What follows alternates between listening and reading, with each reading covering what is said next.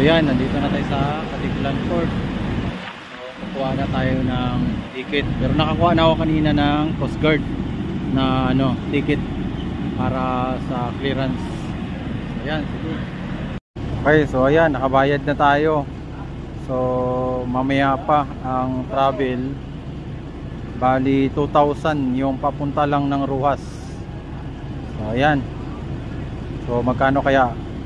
Galing naman ng Calapan to Batangas. So mamaya malalaman natin.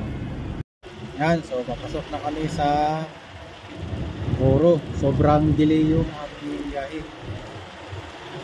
Size na mahigit. Punta pa lang.